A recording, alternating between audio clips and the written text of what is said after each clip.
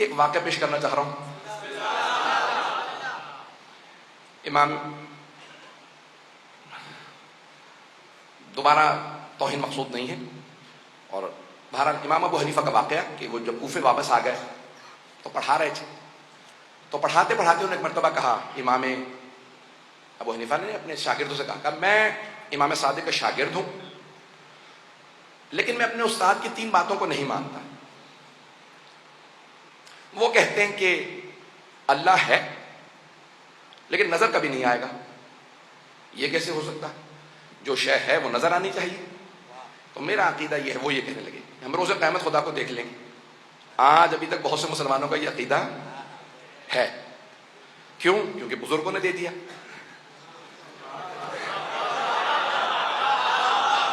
عقیدہ وہی بنائیے گا جو آل محمد کا. ہمارے عقائد پیش کر رہا ہوں آل محمد کے. کوئی کسی کو برا تو نہیں لگ رہا؟ سنیں گے حضرات؟ عزیزان گرامی، انہوں نے کہا کہ میں اپنے استاد سے 3 باتوں میں اختلاف کرتا ہوں. پہلے وہ کہتے ہیں اللہ ہے، نظر کبھی نہیں آئے گا. میں کہتا ہوں کہ نہیں، اللہ نظر آ جائے گا، روزہ قیامت ہم سب دیکھ لیں گے. اور انہوں نے آیت پیش کی، وجوہ یومئذ ناظرہ الی ربہا ناظرہ. اس دن چہرے گھبرائے ہوئے ہوں گے اور اپنے رب کو دیکھ رہے ہوں گے. کا قرآن کی آیت ہے کہ لوگ چہرے اللہ کو دیکھ رہے ہوں گے. چھٹے امام سے پوچھا، مولا اس کی تفسیر کیا ہے؟ آیت ہے قرآن کی کہ اس دن چہرے پریشان ہوں گے، اپنے رب کو دیکھ رہے ہوں گے. کہ یہ ظاہری دیکھنا نہیں ہے، کہ یہاں دیکھنے سے مراد یہ ہے کہ اللہ کی رحمت کے منتظر ہوں گے. نہیں پہنچا سکا. آپ بھی کئی مرتبہ اپنے بزرگوں سے کہتے ہیں جب میں پریشان ہوتا ہوں تو میں آپ ہی کی طرف دیکھتا ہوں یعنی میری امیدیں آپ سے ہوتی ہیں. کیا اس دن اللہ کو دیکھ نہیں رہے ہوں گے، اللہ سے امید لگائے بیٹھے ہوں گے، رحمت الہی کو دیکھ. پتہ نہیں لوگ ہیں یا نہیں. کہ اوروں سے نہ سمجھنا، ہم آل محمد سمجھائیں گے. آیتوں کا مفہوم کیا؟ وارث سمجھا سکتا ہے. اور پہلا اعتراض کہ بھئی ہم روزہ قیامت اللہ کو دیکھ لیں گے. دوسرا اعتراض انہوں نے کیا، انہوں نے کہا کہ امام صادق علیہ السلام فرماتے ہیں کہ ہم اپنے افعال کے ذمہ دار خود ہی ہیں. ہم نیکی کریں تو ہمیں ثواب ملے گا، برائی کریں گناہ کریں تو عذاب ملے گا. یہ کیا بات ہو؟ ان اللہ علی کل شیء قدیر، قرآن کی آیت ہے. ہر چیز پہ وہ بھی آیت ہی پیش کر رہے ہیں. اللہ فرما رہا ہے کہ وہ ہر چیز پہ قدرت رکھتا ہے. جب وہ ہر چیز پہ قدرت رکھتا ہے تو جب میں گناہ کر رہا تھا مجھے روک سکتا تھا. اس نے مجھے قتل سے نہیں روکا، اس کا مطلب ہے وہ چاہتا تھا میں قتل کر دوں. تو اللہ چاہتا تھا اس لیے میں نے گناہ کیا. اب میں اپنے افعال کا ذمہ دار نہیں. بات واضح ہو رہی ہے؟ یہ خاموشی توجہ کی علامت ہے یا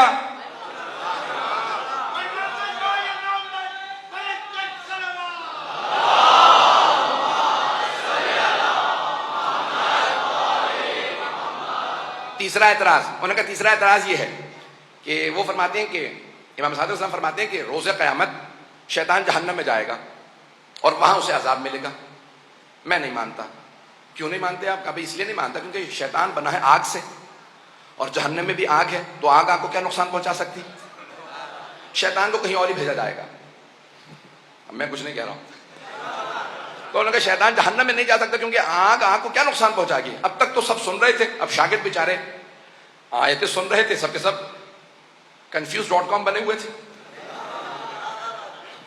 اتنے میں وہاں پہ امام صادق علیہ السلام کے ایک شاگرد موجود تھے، نام تھا بہلول دانا. انہوں نے ایک مٹی کا ڈھیلا اٹھا لیا اور اٹھا کے سر میں دے مارا. اچھا، جیسے ڈھیلا سر میں لگا وہ چکرا کے ممبر سے نیچے ہوتا رہا ہے. میں یہی کہوں گا اور تو کچھ نہیں. انہوں نے کہا میں نے خود اپنی آنکھوں سے دیکھا، یہ جو بہلول ہے نا اس نے مجھے پتھر مارا، پکڑو اسے. سارے شاگرد ان کے پیچھے. اب وہ بیچارے بوڑھے آدمی دوڑنے لگے گلیوں میں کوفے کی. سارے شاگرد ان کے پیچھے، وہ آگے آگے. اب کتنی دیر دوڑتے؟ اور ویسے بھی بیچارے کو بھاگنے دوڑنے کی عادت تو تھی نہیں. لوگ ہیں نہیں، بات پہنچ رہی ہے. تو کچھ ہی دیر میں شاگردوں انہوں نے پکڑ لیا اور سب پیٹنے لگے انہیں. جب مارنے لگے تو انہوں نے کہا کیا بات ہے، کیوں مار رہے ہو؟ کہا تم نے ہمارے استاد کو مارا. اب وہ اس حالت میں بھی جو امام کا شاگرد ہوتا کیسا ہوتا، اس حالت میں بھی پلٹ کے کہتے ہیں البینۃ علی المدعی پیغمبر نے فرمایا ہے کہ جو مدعی دعویٰ رکھنے والا وہ گواہ لے کے آتا پھر جرم ثابت ہوتا. جس کا میرے خلاف دعویٰ ذرا اسے تو لے کے آؤ. میں نے تم لوگوں کو تو نہیں مارا, جسے مارا ذرا اسے لے کے آؤ. وہ چاہ رہے تھے عدالت لگ جائے, جواب سب کے سامنے دو. پتہ نہیں بات پہنچ رہی ہے نہیں پہنچ رہی. تو انہوں نے کہا البینۃ علی المدعی, جس نے میرے خلاف دعویٰ کیا ذرا اسے لے آؤ. انہوں نے کہا ٹھیک ہے قاضی کے پاس لے چلتے ہیں. انہیں پکڑا, گھسیٹنے لگے. سارا کوفہ جمع ہو گیا. کہا کیا ہوا؟ کہا امام ابو حنیفہ کا کیس ہے, عدالت میں جا رہا ہے. فوراً پہنچے. کہا کیا بات ہے؟ قاضی نے کہا لے کے آؤ, دعویٰ کرنے والا کون ہے, مدعی کون؟ کہا لے آ. کہا یہ دعویٰ رکھتے ہیں. کہا کیا معاملہ ہے؟ قاضی نے پوچھا. کہا بھئی اس نے مجھے پتھر مارا. قاضی نے فوراً سوال کیا بہولے لگانا سے, آپ نے پتھر مارا ہے؟ کہاں. کہا پتھر مارا ہے؟ کہاں. کہا اقرار تیسری دفعہ کرو کہ جانتے ہو سزا ہے. کہا ایک منٹ رک جاؤ, پہلے ذرا مجھے سوال کرنے دو. پتھر مارنے سے ہوا کیا ہے تمہیں؟ کہا تمہیں لوگ صحیح کہتے ہیں, تم پاگل ہو. بھائی پتھر لگا, میرے سر میں درد ہو رہا. کہا اگر تو درد دکھا دے نا تو پھر مجھے سزا دلوا دے. اگر تو درد دکھا دے. اس نے کہا بھائی درد دکھانے والی شے نہیں ہے, درد کو محسوس کیا جاتا. کہ تو نے تو کہا تھا جو شے ہو نظر آنی چاہیے. خدا بھی ہے, نظر نہیں آتا, محسوس کیا جاتا ہے.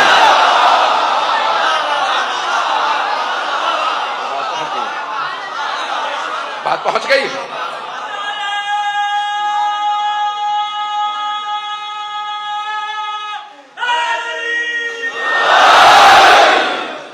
توجہ ہے سمجھانے کی رہا. میں توحید اہل بیت کو پیش کر رہا ہوں.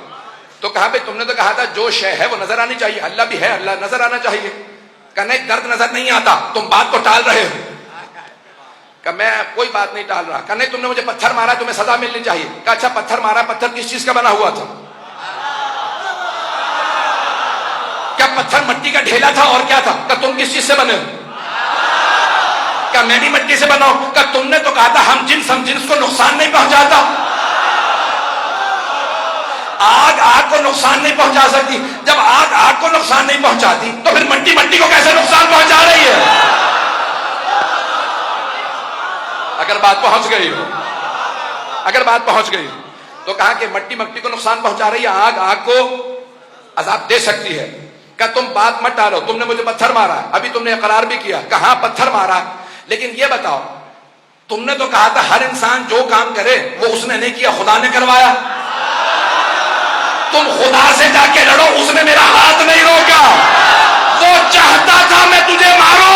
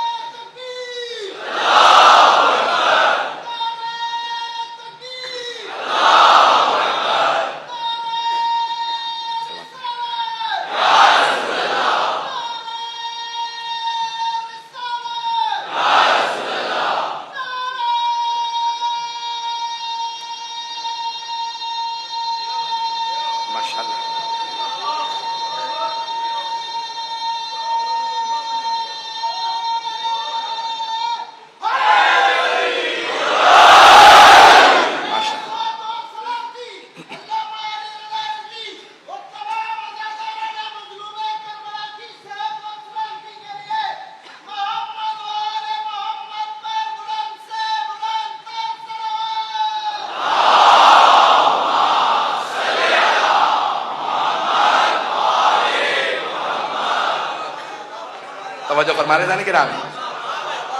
آل محمد کے ماننے والوں کا عقیدہ توحید کیسا ہونا چاہیے؟ ہمارا